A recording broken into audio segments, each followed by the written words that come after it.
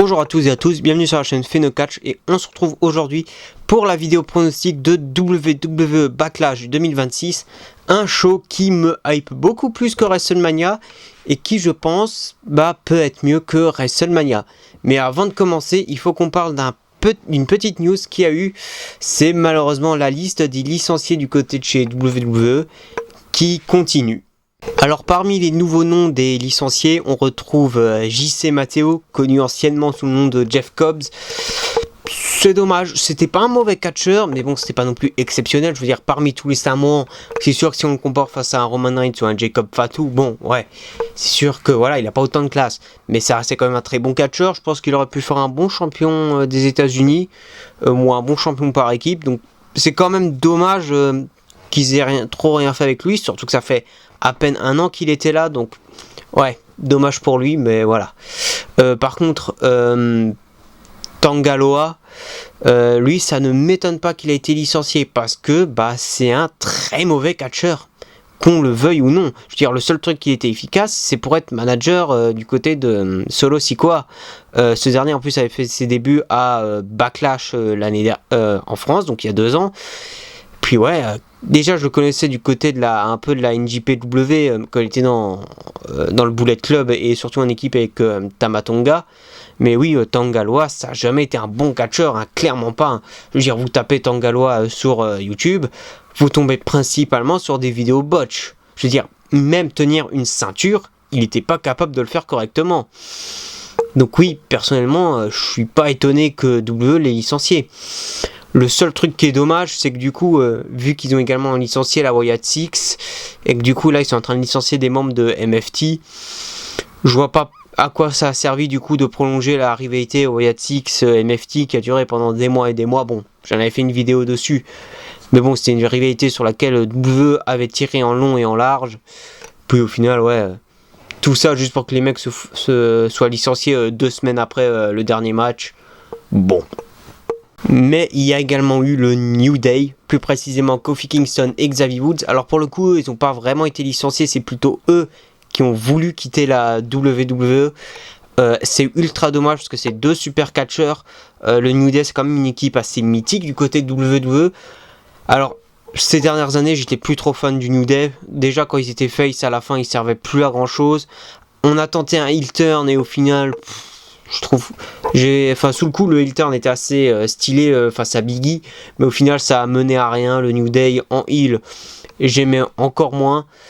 C'est vraiment une équipe sur laquelle ils ont vraiment aussi tiré en long et en large. Enfin, vraiment, ils ont forcé avec le New Day. Enfin, ils ont forcé, non, parce qu'ils étaient plus au sommet de la division par équipe. Mais je veux dire, à un moment, on avait commencé à teaser un heel turn de Xavier Woods et une séparation définitive du New Day. Je pense qu'ils auraient dû faire ça, ça aurait pu être stylé. Enfin, en tout cas, Kofi Kingston, je pense qu'il aurait pu se renouveler dans la division mid-card. Peut-être pas forcément Xavier Woods, j'aurais peut-être un peu peur pour lui en solo. Mais bon, on va pas se mentir, ces derniers temps, le New Day, ça servait plus à grand chose. Il y a eu une alliance avec Grayson Waller qui a pas servi à grand chose. Quoique ce qui se passait entre Kofi et Devon Evans, c'était assez stylé, enfin assez intriguant. Mais au final, ça a mené à rien. Et oui, c'est ultra dommage. Et bon, je pense qu'ils vont quand même avoir une super carrière du côté du circuit indépendant. Et je pense qu'ils risquent très vite de débarquer à la AEW. Bon, maintenant que ça s'est passé, on peut s'intéresser à la carte de WWE Backlash 2026. Et bien évidemment, je vais commencer par le match qui m'intéresse le moins.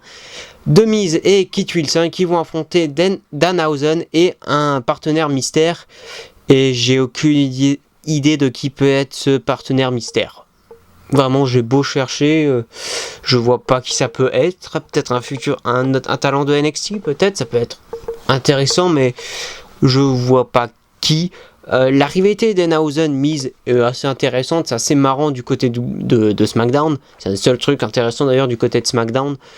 Mais de là à avoir un match en PLE, je sais pas trop. Et c'est vraiment pas le match qui m'intéresse le plus. Et je pense pas qu'on aura une grosse surprise, vu que du coup c'est un peu dans une rivalité un peu comique. Ouais, à part un personnage comique, je vois pas d'autre qui peut débarquer. Et je vais pronostiquer une victoire de Danhausen et de son partenaire mystère. Match revanche de WrestleMania, Trick Williams qui défend le championnat des États-Unis face à Sami Zayn. C'est pas le match qui me hype le plus parce que comme dit on a déjà eu un match du côté de WrestleMania. La rivalité est quand même cool, on est vraiment à deux doigts d'avoir un Sami Zayn qui fait un heel turn qui est pas mal hué par le public, c'est assez marrant. Et j'espère qu'on aura un bon match. Comme dit, pas que le match à WrestleMania était nul, mais il était vachement court. Je veux dire, par rapport au talent des deux catcheurs, je m'attendais quand même à mieux. Et j'espère qu'on aura mieux. Mais personnellement, je pense qu'on va avoir une victoire de Trick Williams. Je ne verrai pas pourquoi il redonnerait la victoire à Sami Zayn. Si par la suite on peut avoir une rivalité Trick Williams-Carmelo Hayes pour le championnat des États-Unis, moi je serais preneur. Bon, maintenant, passé ces deux matchs, on va vraiment s'intéresser au match qui me hype le plus. Et d'ailleurs, c'est que des matchs qui sont du côté de Raw. Et on va tout de suite commencer avec le seul match féminin de la soirée. Io Sky contre Asuka.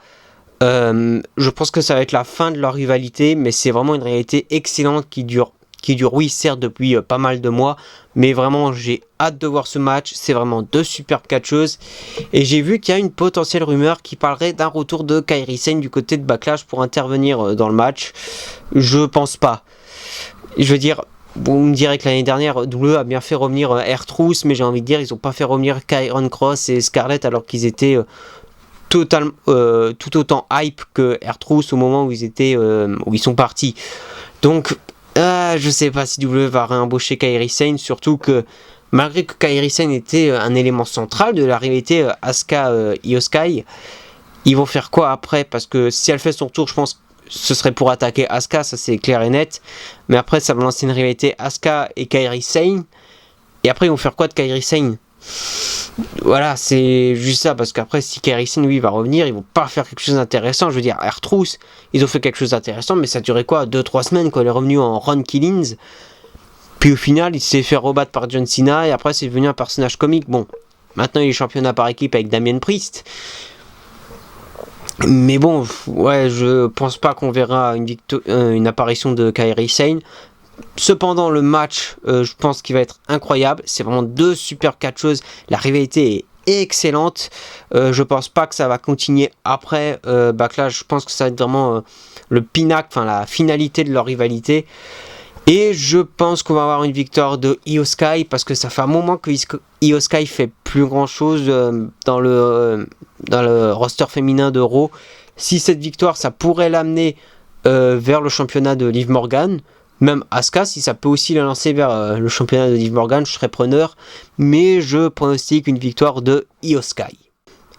Les deux autres matchs, je les attends autant l'un que l'autre. Il n'y en a pas un que j'attends plus que l'autre. Enfin, mais c'est vraiment deux grosses affiches qui sont pour moi dignes d'un WrestleMania ou d'un PLE du Big Four. Parce que c'est vraiment deux belles affiches.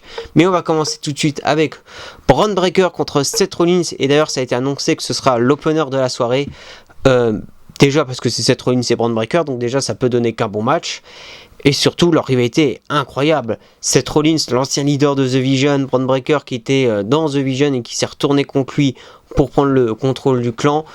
Seth Rollins était blessé, finalement il est revenu. Bron Breakker s'est finalement juste blessé après et donc du coup finalement il est revenu pendant WrestleMania. Normalement le match aurait dû avoir à WrestleMania, mais suite à la blessure du coup de Bron Breakker, le match a été reporté. Je pense que la rivalité va continuer pendant un moment. Enfin, je pense que ça va continuer une bonne partie de l'année. Ça va être que, je veux dire, le premier match. Je pense qu'il va y avoir d'autres matchs par la suite. Je pense aussi qu'ils vont se bagarrer juste avant que le match commence. Je sais pas si c'est Seth Rollins ou Bron Breakker qui va rentrer en premier, mais je pense qu'ils vont s'attaquer mutuellement. Et que ensuite le match va démarrer, un peu comme on a eu pour le Rollins-Gunther à WrestleMania.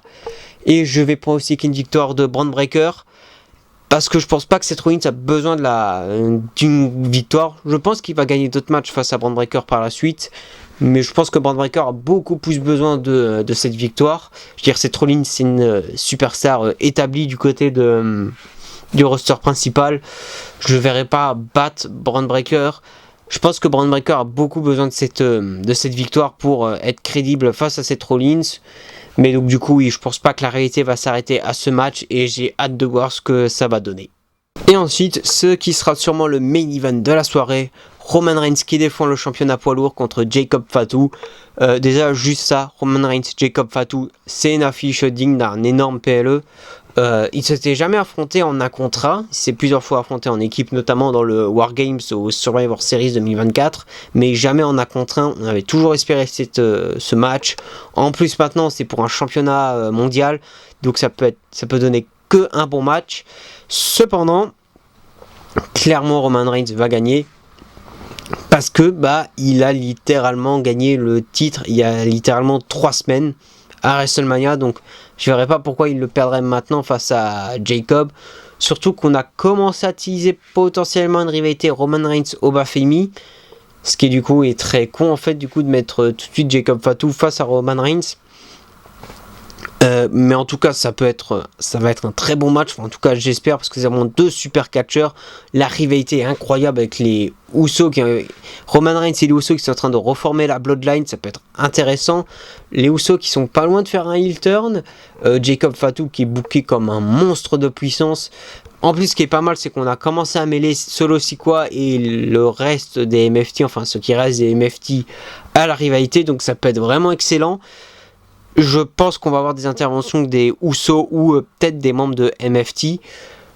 Je pense, clairement ça va être une victoire de Roman Reigns. Je verrai pas pourquoi on ferait gagner Jacob Fatu. Ou alors s'il gagne, c'est par des comptes à l'extérieur. Ou en tout cas je ne vois pas repartir avec le titre.